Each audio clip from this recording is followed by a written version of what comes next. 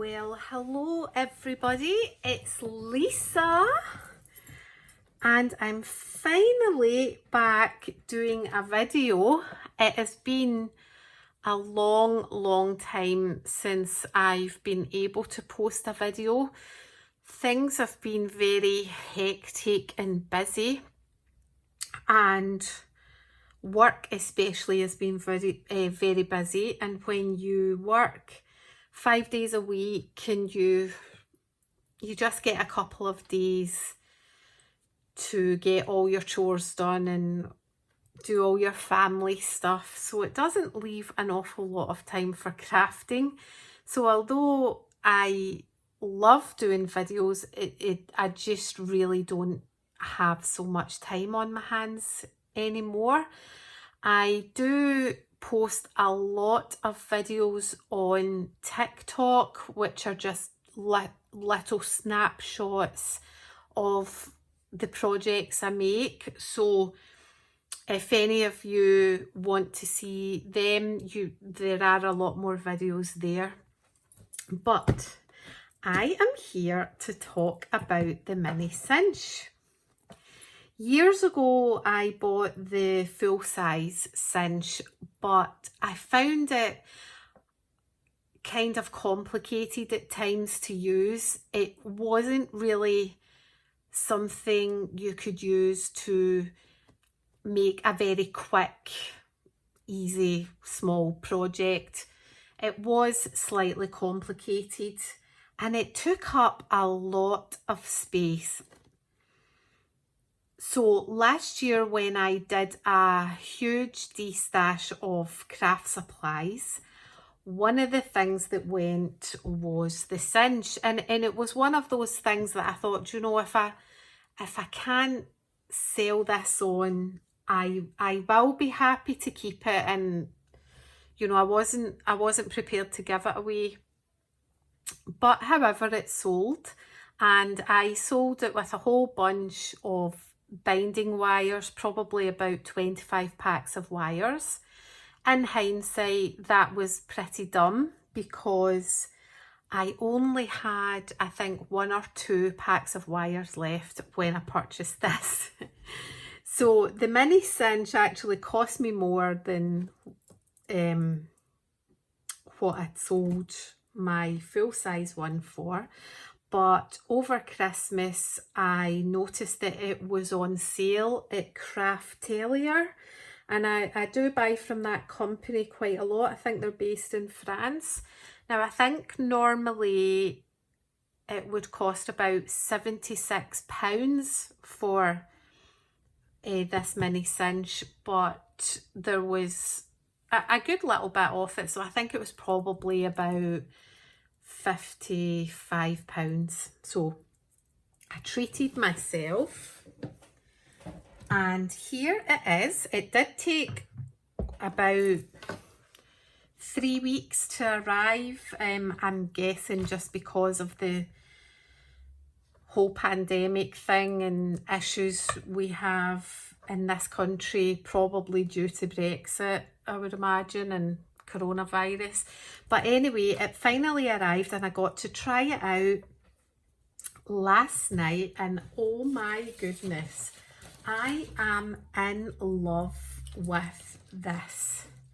So I'll show you, I'll move it to the side just now, and I'll show you the little quick junk journal that I made last night. And this was, it took me right back to all the lovely time I've previously spent in my craft room making junk journals. And this is a kind of cute, fun junk journal. So that's what I made last night. And you would not believe how quick and easy it is to use this.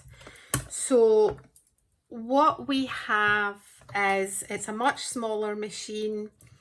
As a standard, it'll punch 6 holes, but you can move a bigger project along and punch like A4 or whatever size you want. I'm just going to quickly check that the camera is still focused.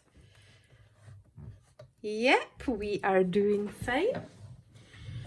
So what there is here is there is a little guide here for punching larger projects. Now I did have, there we go, I've got one here. So what you do first of all is you have a little guide here. Now you can put it in the A, B or C. And if you put it, this is A, so if you put it in A, that's a guide for where to start a larger project. So what I found with the bigger cinch was it was extremely difficult to work out where to start and which of the little button things you pulled up or pushed down or whatever it is. I can't really remember how you did it. But with this, if your piece of paper is the size of whole inches or a half inch, so this is 12 inches, so that's whole inches, then you would put it in guide A. If you are cutting a piece of paper that is like ends in 1/4 of an inch or an eighth or 5/8 or 3/4, if it's A4, A5, A6 or A7, then it goes in B. So you would put it in against the guide and it would start at the appropriate level so that by the time you ran the whole paper through, you would have the same amount of space at either side. And guide C is for 3/8 or 7/8. So I very quickly got my head around this last night when I was trying it. And it's dead easy. So this is a 12-inch piece. So we start in A and then we can put it away. And to go all the way along, you need to find the second last hole. And what you will do is you will line it up with this little guide here, with this lock. Push the lock into the second last hole. Now it's not moving. Push it right up. And there we go. It's carrying on seamlessly. Second last hole. Second last hole.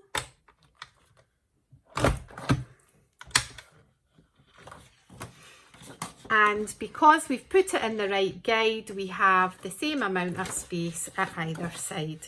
So that's how the guide part works and the lock. What you do after you've punched is, I think this is a 0.625 inch wire, and I think it takes this size and the next size up, which is the 1/4 of an inch. So what you'll do is once you've punched all your papers, you want to count how many you will need. So for a full-size piece of paper, you will need all of these. And for one like this, well, this is another journal I've started, I only need 6 for that one. Just going to stick this back together. So what you would do is you would count 6 of these. 1, 2, 3, 4, 5, 6. And you would cut it at the back in between the 6th and 7th wire. So that's where you would cut it. And it really just hangs on here. And you just start adding your papers in. And once you've got everything in, you would sit the whole thing in here with these bits here. I was going to say the U shape, but they're upside down.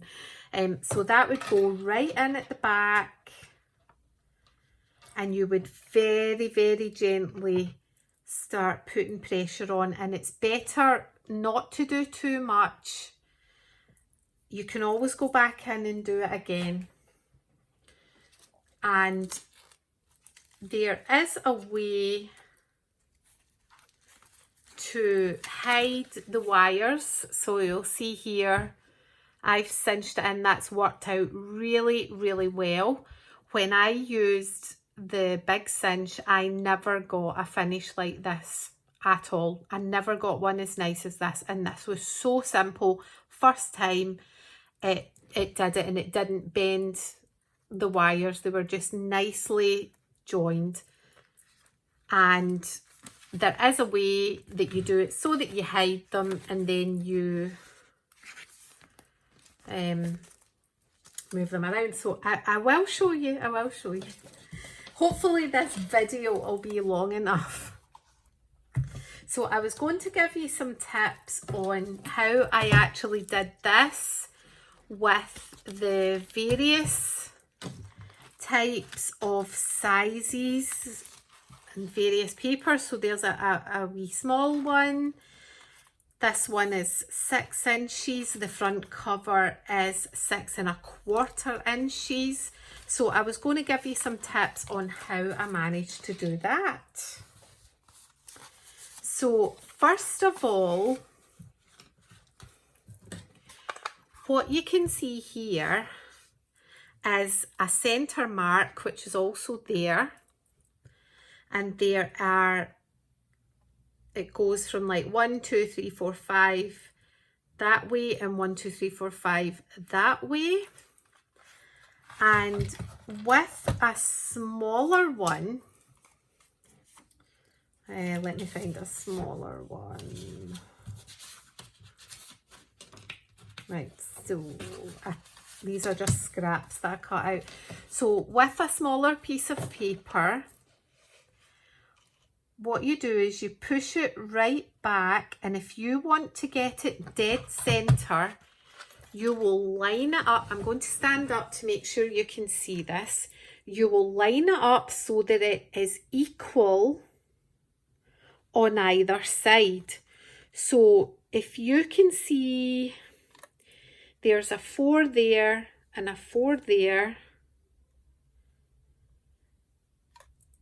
So I've lined it up exactly evenly spaced between the 4 and the 4. And that will punch it dead centre. There we go. That is so quick, super, super quick. If you have one that is smaller, you don't necessarily want it in the centre. Like if you wanted all the inserts to be at different levels rather than all in the middle, then you can just move it whatever way you want. So that's, these little squares are where the punch, it will punch the holes. So if you wanted it to set up like up the top of your book, you could move it further along here and punch it. Or if you wanted it near the bottom, you would move it down here and punch it. And see? Now, if you want to punch something like 6 inches, obviously you would want, if all your pages were 6 inches, you would want them all to be the same size, wouldn't you? I don't mind the smaller sizes being a little bit off centre, but but I want all the 6-inch larger pages to be the same size and be all even, what am I trying to say? Even, not higgledy-piggledy. So you can do quite a few sheets at the one time. And what you would do here is, this is 6 inches, so I would just find the centre myself because it's too big for me to see it there. Right, so the centre is 3 inches. So you can either use the centre mark here or measure it. So I've put a small pencil mark there. I will line it up with the centre and punch it so that they're all the same. If you have got quite a few sheets, too many to punch in one go, what you can do is, obviously you can measure it to find the centre again. So I would just measure along 3 inches and that would be my centre. Then I would line it up here. But what you can also do is line it up with a piece that you have already punched. So they're side by side, they're not squinty. So what I can do now is push that in. And what I'm aiming to do is line up these squares I've already punched with these black squares on the machine. So if I do that properly and line the cut squares to the squares on the machine, that will punch them evenly. So that's how you do it if you want to do loads of pages the same size. What you need to make sure you do is push it right back until it stops, or you will get a mistake like this. So what I've done already, just going to move these out of the way, is I have started a new journal and I've started to punch some of these. Got quite a lot of them done. You'll see like that one, I've done it in the centre.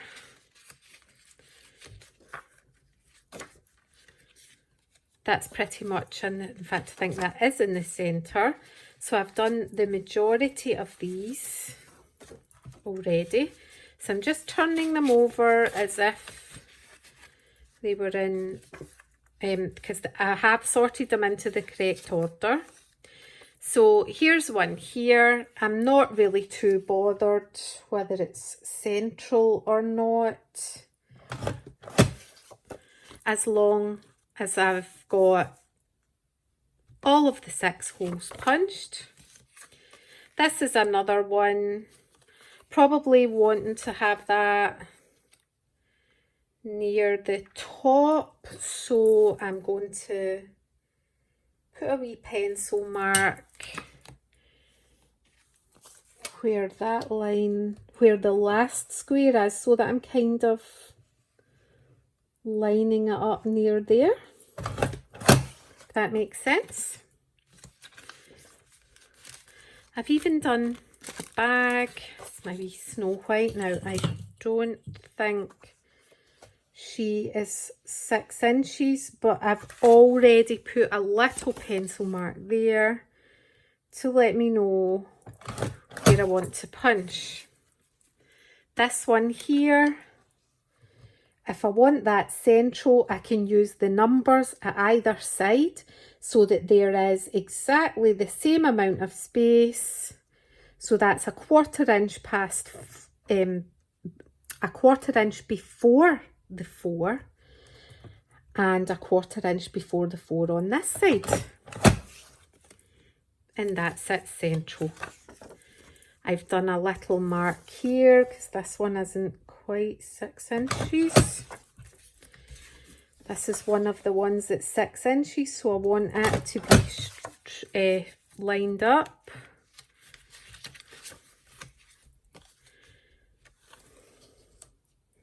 This one's well in the 6 inch width or height, so I'm just going to kind of eyeball it because it doesn't really matter. This can get evened up.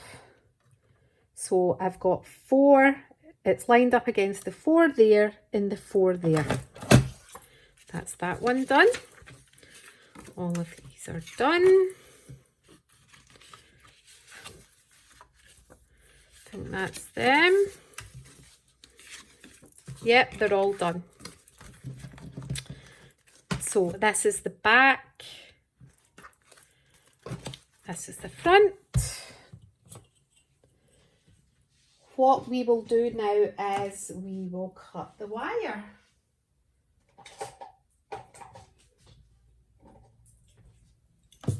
Sorry, I forgot to get the pliers and the wire cutters. So we need 6. So 1, 2, 3, 4, 5, 6. And we will cut it right in the centre between the 6th and 7th. Now, I do have the We Are Memory Keepers pliers and wire cutters, but I don't find they cut very well. So 1, 2, 3, 4, 5, 6. So I'm cutting right in the centre. You can, obviously you can get loads of wear out of, you can get like 3 out of 1 wire if you just use the 6 holes. So next we are going to hang that there.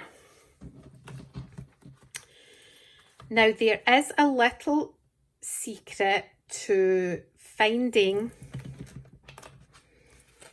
to hiding the wire. Sorry, it's been a while since I've done a video, so I'm kind of stuttering a bit, and that is to turn this around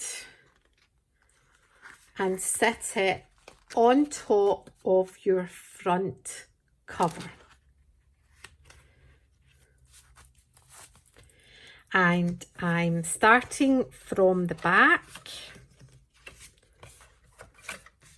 and I'm just going to put all of these on.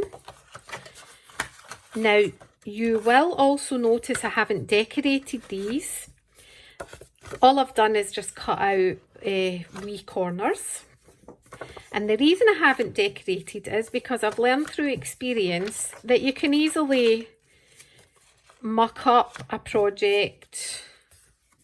What, that one's not been punched. You can easily muck it up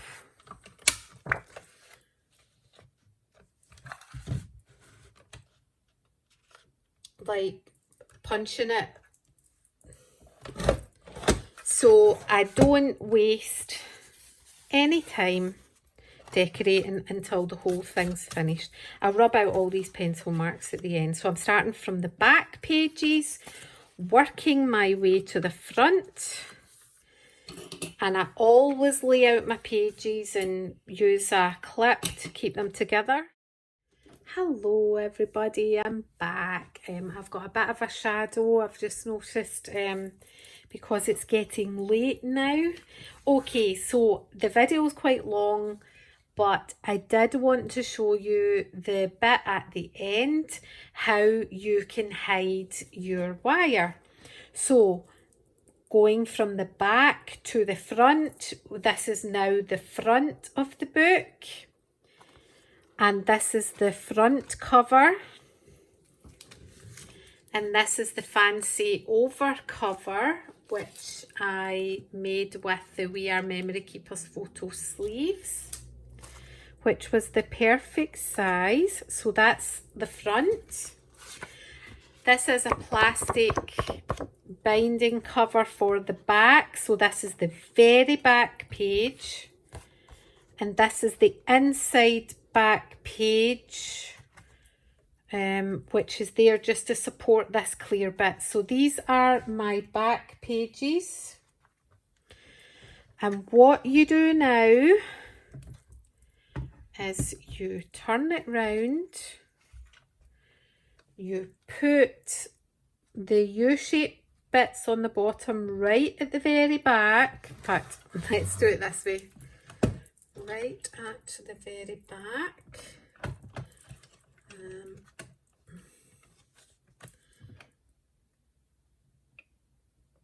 Gently push down. I'm only going to do it a little bit because I can do it some more, and again.